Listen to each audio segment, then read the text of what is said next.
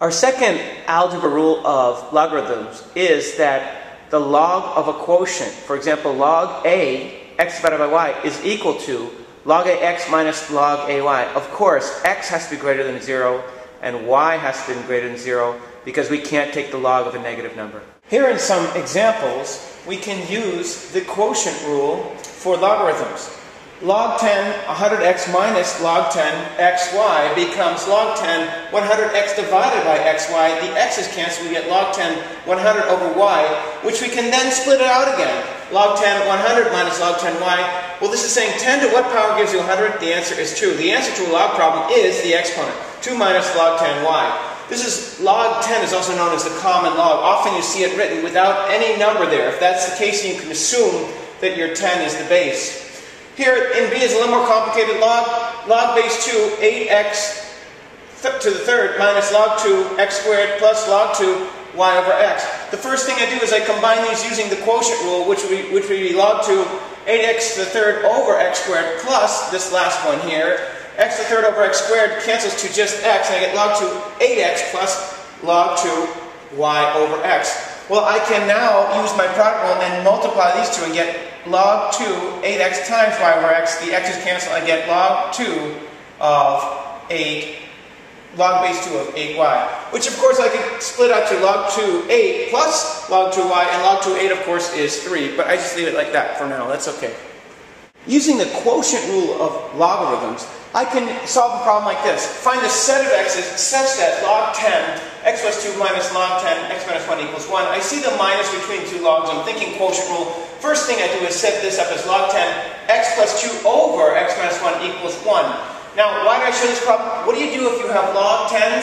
You jack both sides up on 10. 10 log 10 just goes away, and we're left with x plus 2 over x minus 1 equals 10. The rest is simple algebra. Multiply both sides by x minus 1, distribute the 10, get x's on one side, get numbers on the other, and you ultimately wind up with x is equal to 4 divided by 3.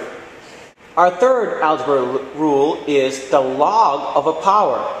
If log a x to the n, if you're given log a x to the n, you can move that exponent n down in front.